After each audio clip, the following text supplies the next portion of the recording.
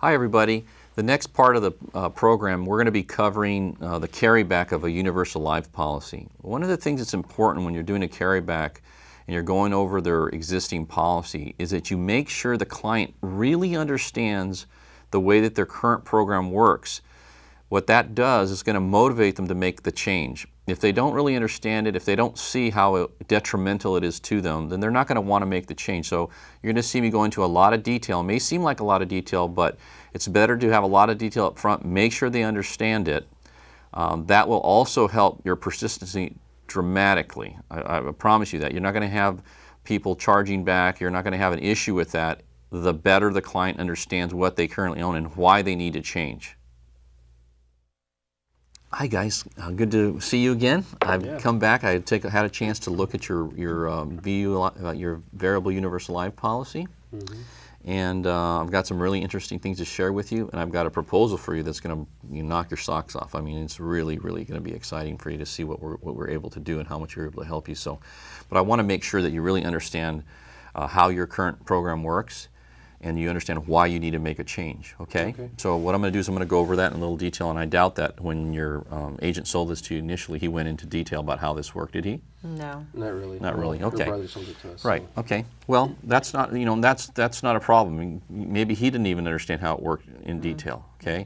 So I have a question for you. Since your brother sold to you, a lot of times when a relative was the agent previously, people have a little bit of concern about making a change because it might affect their relationship or not. I don't know if are you feeling that at all? Kind of. Yeah. I mean, if you could do something better, I'm okay with it. You're okay? I think she might have. Right. Well, the point is this, okay? I'm assuming your brother loves you and cares about you and wants the best for you, and I'm sure he probably sold you the very best thing he possibly could, right? I mean, because if there was something better, he would have done that. Right. Would you agree with that? Yes. Yeah, I would hope All right, so that if I'm going to share with you this information and what I'm going to show you is better than what he has, he shouldn't have a problem with it because he would have sold you that initially in the first place anyways if he could have, right? Right. Assuming he really had your best interest at heart. Right. Yeah. So I don't see that he should have any problem with you making a change as long as it's improving upon what you currently have. Would you agree with that? Yes. Yeah. Okay, great. Yeah. Well, fantastic. So if we show that this is really significantly better, we're not going to have a problem making the change tonight? No. Well, yeah, I mean, we'll see as far as how it all turns out. No, I understand that. But if it's better and you can see it and it's graphically night and day difference, is there going to be any challenge in taking care of this tonight? Not for me. Yeah, okay. Well, I mean, Yeah, only if it's better. If it's not better, then of course you leave it as it is, right? Yeah, because we've had this for a while. Then. Yeah, but if it is better, then you'd obviously want to make a change and improve your situation, wouldn't you? Yes. Yeah, as long as we don't lose out on any money that because we've invested quite a bit. Sure. Okay. Great. All right. That's no problem. Okay. Well, first of all, it's your insurance company's Western Reserve Life Insurance of Ohio, and what it says right here, I just want you to point this out. It says I underlined it. The amount of the death benefit proceeds will increase or decrease depending on the investment experience of the subaccounts. In other words, what that means, based on your investment, if your investment goes up, the insurance benefit could increase. If the investment of your investment part of the savings part goes down, then your death benefit could decrease. How do you feel about that? Is that the coverage? Yes. Well, that's not good. Okay. Well, by the way, the thing that's binding between you and the company is what's in this policy. That's the binding thing. So whatever's in here is what's in here. That's what it is. Okay. Yeah, he never told us that. Yeah. Well, you may not have even realized that. So you have a flexible premium variable life insurance policy. I'm just going to kind of real quickly go over. Denise, you got $250,000 of coverage, right? And at $308, or actually it's $358 is the initial premium. And then there's one other policy as well, which you have $217,000 worth of coverage. And then there's a surrender charge. And for the first 4 years, okay, you can see that what it says right here is this $1,764 per $1,000 of specified amount. So what you do is you multiply that 250 times 1764, that's $4,410. That is the surrender charge. In other words, if you were to surrender your policy in the first few years, this part right here you lose. But he told us it was only going to be $17, so that's why we didn't think it was a big deal. No. It's not $17. It's 17. See, it's per 1,000 of specified amount. The specified amount is 250,000. So you need to multiply 250 times that, and that's what the surrender charge is. No wonder you Okay, don't want us to and it's the cancel it. same. And exactly, it's the same for for 5 years, and then it starts to decrease. It goes to 39, 33, 30, and you can see all the way. It goes to 0 over here. Okay, Oh, wow. in the 16th Okay. year. All right, so this I wrote here. This is the amount of your cash value they keep if you cancel your policy. This is deducted because it represents the commission paid to your brother. Wow. So that You're money, making a lot of money that on it. money's already gone no matter what you do. Okay. Keep it, you replace it, you already lost that. There's no way of recouping that money. It's gone, and it's paid out in commissions. Does that make sense? So Yeah. that's your brother got a portion of that. That's how he got paid. Wow. Okay. All right? What, you so anxious to give us one of these, huh? Yeah. Do you see that? Yeah. Yeah. All right, and I mean, I don't know your brother, but I just want you to point out the facts. The facts are the facts. Okay. You with me? Okay? Yeah. You're not Okay. feeling too good right now? No. There's All more. right. Don't worry, we got a solution, so it's going to turn out fantastic. Don't worry about it. And then we have $217,000 of coverage on that's your policy portion, and then the monthly cost is $3,700 for that. That's the deduction, and that, by the way, comes out of this original amount, this $358. That's part of that. Okay. So there's That's every month that comes out, huh? That's every month. So it's $250 of coverage on you and $217 on you. All right. But one of the things I want you to be aware of, when these kinds of policies are sold, people really don't know how they work. Remember, it has some savings, which he told you about, Yeah. right? And then it also has life insurance protection. Right. Okay. The life insurance protection, there's a cost for that. All right. And the way life insurance is priced, it's per thousand. You know how like gas is per gallon? Right. Right now it's $3 plus, right, Yeah. per gallon. Well, life insurance is priced per $1,000 of protection of coverage. Okay. In your case, it's 250 units, right? Okay. 250,000. So what you do, you look at right here. It tells you what the cost every year is, 38, 39 every year, all right? And what you do is you multiply 1,000 times 250, which is the actual amount of coverage, and that's annual. It's an annual rate. So the first year, the cost of this protection that you bought this policy was $995. Then it goes to 1,000, then 11, and you can see it goes up every year. Wow. I just figured out exactly year to year how much it costs, and you can see it goes up every year. Okay, and what in simplistic terms, this kind of insurance inside the cash value policy is annual renewable term insurance. So each year it renews each year, and each year the price gets bumped up a little bit more. The reason for that is because you're a little older, and obviously your mortality is a little more probable. So as you get older, the chance of you dying increases, so the risk increases, so they raise the price of your insurance. But, we've had it for a few years now, and it's never gone up. It hasn't gone up because you're overpaying quite a bit. So if the first year was $995 and you're paying $300 and some a month, which is what's that annually? Over That's $3,000. yeah, $3,000. You're overpaying to the tune of a couple $1,000s the first year. So it's going up inside the policy, but you're not seeing that. You're not experiencing that. Does that make sense? Yeah. Yes. Okay, but at some point, you're paying $3,000 a year, right? A little over that, almost $4,000 a year. It takes a while, a few years, several years. It doesn't happen until like about this year right here. So it's like in the 20th year, it starts becoming, the premium becomes more than you're actually paying. And then you have the differences being accumulated in the account. So then what happens, once the policy has some cash built up in it, and after 20 years, it's a pretty good amount of money. Then, even though the cost of insurance goes up, they start taking money out of the savings portion to cover the increasing cost. This is supposed to be a retirement. Yeah. Okay. So, but the bottom line is this: is it the total 20-year premium total for this insurance protection you have? Is the actual cost of the insurance is $43,000, and 25 years it's $67,000, and if you kept it for 30 years, the actual cost of insurance would be $106,000. That's what you'd be spending Just for the insurance just for the insurance only. Okay. Okay, so even though it starts out like it looks like it's low, it goes up, and then yours is a little bit less. It's 20-year total is 26, 45, and 69. Okay, so you really got to add those two together. That's what the total cost is. All right, and I'm going to explain why that's important in a little bit. Okay. And I want to just show you a few things in the policy that you probably weren't aware of, and most people, I do this all the time.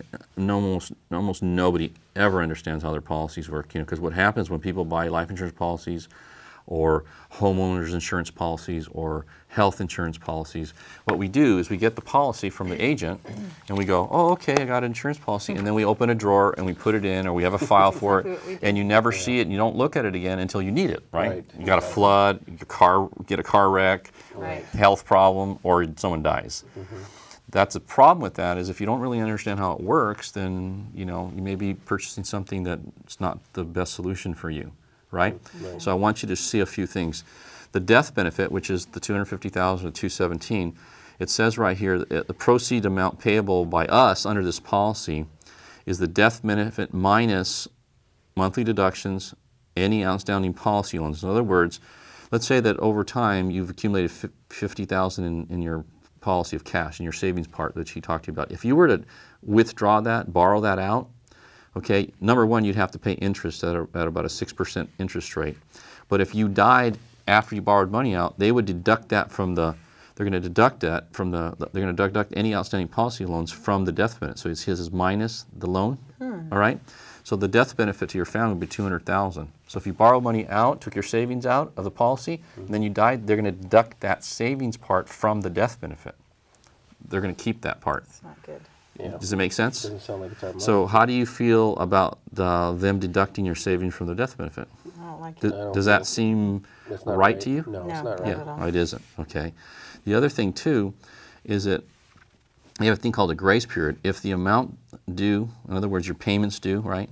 If the amount due is not proceed with us within the grace period, which is 61 days, under the policy, any riders will terminate without value at the end of the grace period. So in other words, whatever you have, it'll just terminate. The policy will lapse. Okay. So the problem with that, how does that happen? Well, if you go back to the cost of insurance, when the cost of insurance starts getting to be $6,000 or $8,000 a year or $10,000 a year, and you're only paying $4,000, that money's going to be taken out of your savings. And when that money's depleted, there's no more money in there, then the policy has a potential for the policy to lapse. And then now you have no coverage, you have no savings, you have nothing. Do you see? Does that sound good? No, not Okay. at all. All right. Well, don't feel bad, because I've done this for years, and nobody ever understands how this works until I sit down and explain it to them. Okay. So the other thing is, on the investment part of it, it says right here that on that investment objective, they reserve the right to change the investment objective of a subaccount. So at any time they want to, they can change that on you without advising you or talking to you about it or whatever. They have an opportunity to do that anytime they want. They have it written into the contract. And then right here, if you need money from your account, if you did want to borrow money, it says we further reserve the right to defer payment of any amounts from the fixed account for no longer than 6 months. So, and plus you have to provide in writing that you want to withdraw it. And then once they receive the written response, they have the right to defer, which means not give it to you, up to 6 months. So you might need it for emergency. Let's say, if something happens, your kids, need braces, or whatever. I mean, there's a lot of different things you might need that money for. You got to plan ahead for those. Yeah, so it's a real challenge. You can't get to it quickly. It's not easily accessible because they control it. So how do you guys feel about them having control over your money? No, I don't like that. Nope. Not Don't good? like 'em. Okay. Yeah. So again, the surrender, I mentioned this earlier, but the net surrender value, the cash value as of such date minus outstanding loans, they deduct that. And then on withdrawals, it says, if you want to withdraw, it says cash withdrawals may be made any time after the first policy year. And while this policy enforces, only one withdrawal is allowed during a policy year. So you can, if you need money, you can only borrow it once. You better be sure that's when you wanted it, right? Wow. And then the amount of withdrawal may be limited to less than $500 and to no more than 10% of the net surrender value. So you've got to be at least $500 and no more than 10% of the total amount that you can, all right? So you can't take out everything, right? Yeah, so the request for withdrawal must be by written notice. Again, you got to write to them, which means crazy. Doesn't that sound crazy? And then they charge you a processing fee of 2% of the amount withdrawn. So how do you feel at the restrictions regarding your money? They have a lot of restrictions, don't they? Yeah. Huh? I don't like that. Yeah, not very good, right? Okay. For us, remember, let's go back to what you were spending, right? I'm going to do that real quickly so you can remember, right? You're spending $358 a month right now for your current program. So what I did for the same $250 and $217 with us, it's $117 a month. Okay. Okay, quite a bit different, right? Yes. Yeah. That's a big difference. So let's take a look at what does that mean, all right? This is our proposal. You got 250, 217. Currently, you're spending 358 a month, 4296 a year. Savings and retirement, I don't know. Nothing was in here. I'm sure there's some, but I don't see it anywhere. And then the coverage after, this would be with us now. Our proposal is 250, same coverage, 1,100 a month, 1,300 a year versus 4,200, and that would represent a $247 a month savings, almost $3,000 a year that you would be saving by buying our term policy. Okay, and so one of the good things about this, the thing that makes this really attractive and why it makes sense for you to make a change tonight, okay, is that you have total and complete control over your savings. Like this savings part, we're going to invest it in an investment account, a mutual fund, separate from the life insurance company, completely separate, that you guys are going to have total control over. So we don't have to borrow it? No borrowing, no paying interest, Doesn't affect doesn't affect your life insurance protection, no cost to withdraw, you control it. So we could just pull it out. We don't have to write a letter or anything. No, you just you can either you can do it over the phone, or you can do it and write it if you wanted to, right? So so plus withdrawals and savings don't impact, so it doesn't affect your death benefit, which you mentioned. And then the potential savings, I'm going to show you how we're going to do that, is anywhere from $1,250 at retirement, and potential retirement income is $100,000. So what we propose is, because we've saved that money, right? That $2,900 a year is the savings. What we propose is investing that. So this is a illustration, a hypothetical illustration, investing that over that same period of time. So what we found by investing that, first month's $247, then it goes to $2,900. That's the difference. Investing that every year, you can see your account value is $233, then it's $29. It goes up, right? After 20 years, you're going to have at the rate of return that this particular investment account had during that time period was 13.26%. Your account value after 20 years would have been $246,000. Wow. Okay, so remember, you've got $250 on you. So initially, I mean, you're basically at the end of that 20-year period, you're self-insured. You have enough cash set aside, which equals the amount of death benefit you have. Also, what works here is that if you were to die at that point, your family would get the $250,000 plus the $246, a total of almost $500,000. Wow. That would be the total death benefit versus the way that works. Okay. Do you see the difference there? Yes. Is that a big difference or a little difference? It's a huge difference. It's a huge difference, okay? Plus you get to control that. And if you take this to age 67, your account's $1,251,000. And then at the end of the policy, right, you're current at age 73, it's $2 million, all right? Wow. So let's say now, one of the things that's important is you guys want to retire, right? Yeah. Yes. So by saving that money, this is going to provide retirement income. So let's say now you're ready to retire, you have that $1.2 million, remember that, we got that right here. So, that period of time, you're 67, you're ready to retire, you got $1.2 million.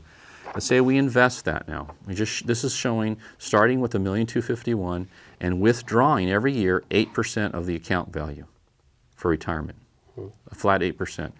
The first year it'd be $100,000, the next year $104,000, it goes down a little bit here, the market dropped probably a little bit, then it's $105,000, $120,000. You can see 8% every year, down 10 years or so, it's $133,000. That's what you're withdrawing to retire on, right?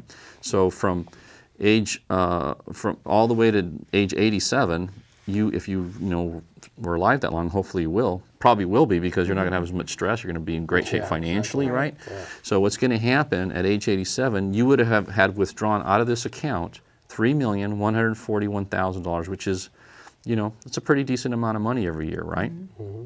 At the end, you're keeping up with inflation as well, right? It's kind of a cost of living increase. You can see that. Okay. All right. So you withdraw that, and then the account value, even after withdrawing $3 million, would be $2,591,000. Remember, you started with $1.2 million. You withdraw $3 million. The account's worth $2,591,000.